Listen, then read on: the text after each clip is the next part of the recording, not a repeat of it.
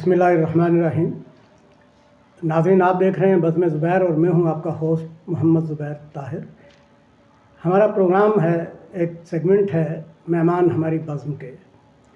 आज हमारे पास जो मेहमान तशरीफ़ फरमा हैं, मैं उनका तारुफ़ आपसे करवा दूं। बतूल वेलफेयर के चेयरमैन जनाब शरीफुद्दीन साहब, और इनके साथ तशरीफ़ रखती हैं इनकी ज़ौजा मोहतरमा मैडम आरज़ू। हम आज इनसे चंद एक सवालात करेंगे कि ये वेलफेयर का काम करते हैं दोनों, माशाल्लाह बहुत अच्छे, बहुत कामयाब जा रहे हैं। तो हम चाहेंगे कि इनसे चंद एक सवालात किए जाएं। तो जनाब हाजी साहब, अस्सलाम वालेकुम। शरीफ साहब कैसे हैं आप? खैरियत से हैं? ठीक हैं सर। आप रन कर रहे हैं बतूल वेलफेयर को, तो कितना अर्सा हो गया आपको बतूल वेलफेयर चलाते हुए? ये तकरीबन मैंने शुरू किया था 86-87 में जी। तो ये असल में बतूल मेरी वालदा का नाम है। राइट। तो उस वक्त वालदा हयात थी, तो हमारे खमीर में है अच्छाइयाँ करना, नेकियाँ करना। बाप की तरफ से मिली है, हमें दादा की तरफ से मिली है। तो मैं अक्सर लोगों के भलाई के काम किया करता था, यंग दौर में भी। तो मेरी वालदा मुझसे बहुत नाराज़ हुआ करती थी कि तू हर किसी के साथ पंगा लेता है। तो मैंने, अम्मा मुझे कोई जुल्म कर रहा होता तो मुझसे बर्दाश्त नहीं होता जी। बस मैं जुल्म बर्दाश्त नहीं करता। ठीक। तो क्योंकि एक शायर ने कहा है कि मैंने दुनिया में उस जैसा मुनाफिक नहीं देखा जो जुल्म तो सहता है, बगावत नहीं करता। बगावत नहीं करता। जैसा आपने बताया कि आपने अपनी वालदा के नाम के ऊपर बतूल, बहुत अच्छा, ये तो सदका जारिया और सवाब का काम है। तो आपको ये बतूल वेलफेयर बनाने का ख्याल कैसे आया? क्या देखा आपने, क्या सोचा, और ये इसका इब्तिदा कैसे भाई किया? मैं पहले वैसे ही करता था, तो फिर मैंने सोचा क्यों ना एक प्लेटफार्म बनाया जाए। जी। अच्छा, लोगों के साथ मैं जाता था, आता था, लोगों से मिलता था, बेशुमार लोगों से मैं मिला हूँ। हर आदमी जो है वो बोलता है कि मुझे पैसे कहाँ से मिलेंगे। ठीक। और मैं पैसे लेता नहीं। सही। मैं बतूल वेलफेयर चलाता हूँ, चंदा ही लेता हूँ। ठीक। चंदे के बगैर अपने वसाइल में रहता हूँ। गो के एक लिमिटेड काम करता हूँ मैं, जितनी मेरी हैसियत है मैं उस हैसियत में रहकर काम करता हूँ। तो मैंने एक सोचा कि घर घर में लड़की जवान बैठी हैं, क्यों ना इनकी शादी करा दी जाए। तो फिर मैंने सोचा किस नाम से बनाया जाए। तो मैंने बोला क्यों ना मैं अपनी अम्मा के नाम से बनाऊँ, ताकि उनका नाम भी जिंदा रहे। जी। मैं अल्लाह के बाद सबसे ज़्यादा मोहब्बत अपनी माँ से करता था। माशाल्लाह। और मैंने क्या उनके साथ सलूक किया ये तो अल्लाह जानता है, ये मैं जानता हूँ। और आज मैं जिस मुकाम पे बैठा हूँ सिर्फ माँ की वजह से बैठा हूँ। और मैं कोई वज़ीर आज़म पाकिस्तान का ऐसा नहीं है, मौजूदा वज़ीर आज़म जिससे मेरी मुलाकात ना हुई हो, कोई सदर ऐसा नहीं जिससे मेरी मुलाकात ना हुई हो, लेकिन मैंने किसी से डिमांड नहीं की कि मुझे पैसा दो। अच्छा, बात हम कर रहे थे बतूल वेलफेयर की, जिसके प्लेटफार्म से आप लोगों की भलाई के काम करते हैं। तो इसको कैसे चला रहे हैं? इसमें कोई इसके सोर्सेज क्या हैं? कोई चंदे बंदे का सिलसिला आप करते हैं या कोई और तरीकाकार आपका? मैंने कहा ना, मैं चंदा तो लेता नहीं हूँ। ठीक है। मेरा कारोबार है जी। मैं अपने कारोबार में से जो मेरा हक बनता है, मैंने जो 50 साल काम किया है, जो मेरा हक बनता है उसमें से मैं खर्च करता हूँ। अपने बीवी बच्चों में खर्च करने के बाद 50% मैं इस काम में लगाता हूँ। मुझे पैसा जमा नहीं करना, मुझे आखिरत में जाना है। मेरी कोई चीज़ मैं नहीं चाहता कि दुनिया में मेरा नाम कोई चीज़ हो। जी। नाज़रीन, अभी आप शरीफ साहब की गुफ्तगू सुन रहे थे, जो चेयरमैन हैं बतूल वेलफेयर के। तो इनके साथ मैंने जिक्र किया था कि मोहतरमा मैडम आरज़ू साहिबा भी तशरीफ़ लाई हैं, जो मैरिज ब्यूरो चलाती हैं यकीनन, और नेकी के काम करती हैं। हम पूछना चाहेंगे मैडम से, जी मोहतरमा, आप ये बताएं कि आपके मियाँ तो बड़े वेलफेयर के काम वगैरह आगे आगे होते हैं माशाल्लाह, बड़े इसमें सरगर्म हैं। आप मैरिज ब्यूरो किस तरीके से चला रही हैं, और इसमें क्या सोर्सेज आपके क्या हैं, और अभी तक आपने क्या किया है?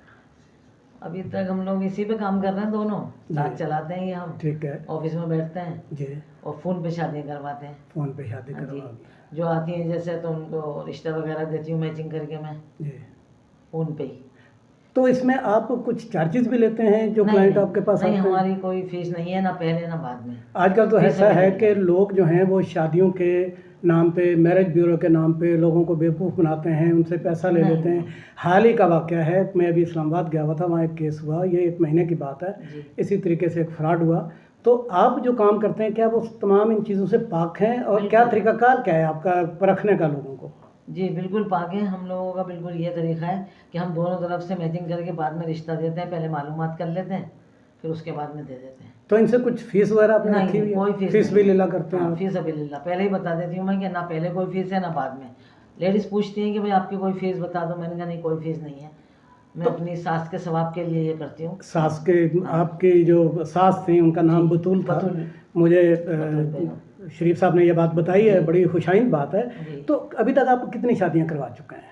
ہزاروں شادیاں ہو چکی ہیں. Very good. گنتی نہیں ہاں, اور سب کامیابی ہوئی ہیں. سب کامیاب. ان میں کسی قسم کا کبھی کوئی مسئلہ نہیں, کوئی مسئلہ نہیں آیا ابھی تک. تو اس کام کے اندر آپ کے جو مجازی خدا ہیں وہ آپ کی کتنی ہیلپ کرتے ہیں؟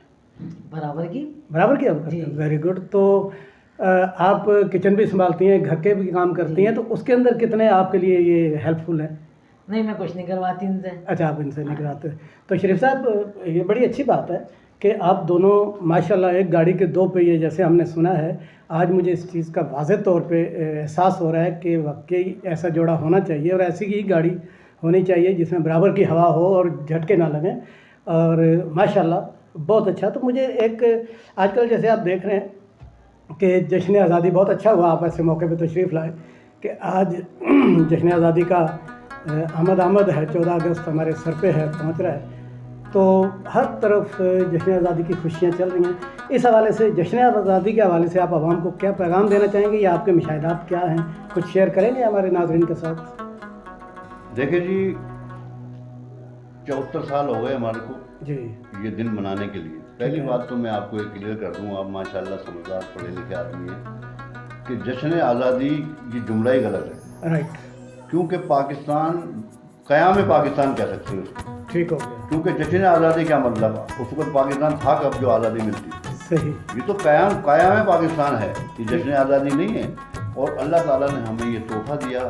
اللہ تعالیٰ نے ہمیں اتنا بڑا تحفہ دیا کہ ہم اس کو سنبھال نہیں پا رہے ہیں, وہ الگ بات ہے. لیکن ہر جگہ سے اذانوں کی آوازیں آ رہی ہیں اور جگہ جگہ لوگ اچھے کام کرتے ہیں. کوئی 12 ربیع الاول مناتا ہے, کوئی محرم کا دن مناتا ہے, کوئی سبیل بناتا ہے, کوئی بریانی بانٹتا ہے.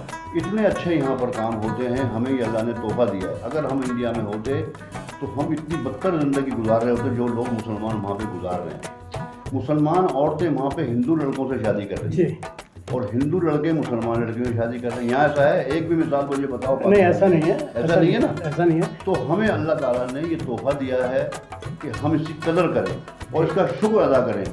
ہم بجائے اس کے کہ روڈ پہ ہم شور کرتے ہیں اور جھنڈیاں لگاتے ہیں, ہم مسجدوں میں جائیں اور اس کا شکر ادا کریں کہ اے پروردگار تو نے ہمیں آزاد ملک دیا. یہ شریف الدین صاحب جو بات جشن آزادی کی چلی ہے اور آپ نے اس کو کاؤنٹر کیا کہ جشن آزادی نہیں ہے, کیا خیال ہے آج جب یوم پاکستان کا دن بھی ہو سکتا ہے, انڈیپینڈنس قیام پاکستان کا دن بھی ہے, تو جس انداز سے جو ہمارے رویے ہیں, جس انداز سے ہم ہڑبونگ, ادم بازی, سلینسر نکال کے گاڑیاں, موٹر سائیکل, لوگوں کو پریشان, کیا پاکستان بنانے کے بعد یہ آزادی کا, یہ قیام پاکستان کا دن اسی طرح سے منایا جانا چاہیے یا اس کے اندر ہمیں کچھ بہتر کرنا چاہیے؟ یہ ہم بالکل غلط کر رہے ہیں. اس کی وجہ یہ ہے کہ دنیا میں 2 قانون چلتے ہیں, ایک رب کا قانون, ایک مملکت کا قانون. ہمارے ملک میں نہ لوگ رب کا قانون مانتے ہیں نہ ملک کا ریاست کا قانون مانتے ہیں. اگر ریاست کا قانون مانے تو یہ کام نہ کرے, اور رب کا قانون مانے تو بھی یہ کام نہ کرے. تو ہمیں چاہیے کہ ہم رب کو بھی فالو کریں اور ریاست کے قانون کو بھی فالو کریں. تو ہم اس طرح سے نہیں نکالیں گے. ہمیں شکر ادا کرنا چاہیے, ہمیں اللہ کا شکر ادا کرنا چاہیے کہ ہمیں اللہ تعالیٰ نے ایسا ملک دیا ہے. ہم آتے ہیں ذرا اپنے پوائنٹ کے اوپر کہ میڈم مجھے آپ ایک بات یہ بتائیے کہ شادیوں کا سلسلہ تو آپ نے چلایا ہوا ہے اور بہت خوشائند بات ہے کہ آپ فری آف کاسٹ بغیر فیس کے کرتے ہیں. تو ایسے لوگ جن کی جوان بچیاں گھروں میں بیٹھی ہوئی ہیں, جن کو کوئی نہیں پوچھتا, آپ ان کے لیے کچھ پیغام دینا چاہیں گی؟ ان کے لیے آپ کوئی ہیلپ بھی کر سکتے ہیں, ان کے لیے کیا پیغام دینا چاہیں گے؟ ذرا ناظرین سے بات کریں. ہم یہ کرتے ہیں کہ اگر ان کا کوئی نہیں ہے, امی ابو نہیں ہے, کوئی نہیں ہے, تو ہم جا کے ان کی بات بھی کرتے ہیں اور پھر ان کی شادی کا مسئلہ آتا ہے تو کچھ لینا, تھوڑا سا ناظرین سے مخاطب ہو کے بات کریں. تھوڑا جیسا شادی کا مسئلہ ہوتا ہے ان کا, تو پھر ہم یہ کرتے ہیں کہ کچھ دینا, جہیز وغیرہ ہم اپنے پاس سے دے دیتے ہیں اور ان کی شادی کروا دیتے ہیں. شریف صاحب آپ کیا کہنا چاہیں گے؟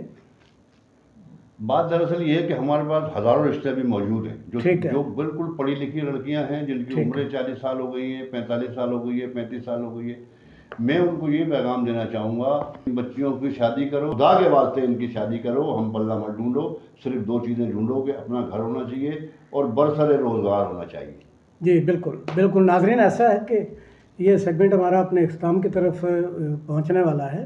میں آپ سے یہ گزارش کروں گا کہ جیسے شریف الدین صاحب نے کہا، پھر میڈم آرزو صاحبہ نے بھی کہا ہے، میں آپ سے یہ گزارش کروں گا کہ ان کا شریف الدین صاحب کا نمبر اسکرین پہ چل رہا ہے، آپ یہ نمبر نوٹ کر لیں، اور جو لوگ اپنی اس پریشانی میں مبتلا ہیں وہ کوشش کریں اور ان سے رابطہ کریں، اللہ پاک بہتر کرے گا انشاءاللہ۔ یہ ہماری دعا ہے کہ سب کی بیٹیاں سانجھی ہوتی ہیں، اللہ پاک سب بیٹیوں کے نصیب اچھے کرے اور ان کو اچھے سے اچھا رشتہ عطا فرمائے۔ تو ناظرین، ہمارا پروگرام اپنے اختتام کی طرف جاتا ہے اور میں اپنے مہمانوں سے اجازت چاہوں گا۔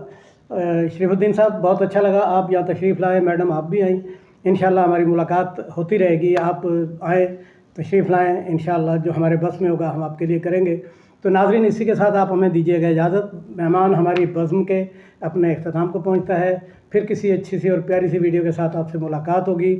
اس وقت تک کے لیے خدا حافظ، پاکستان زندہ باد۔ زندہ باد۔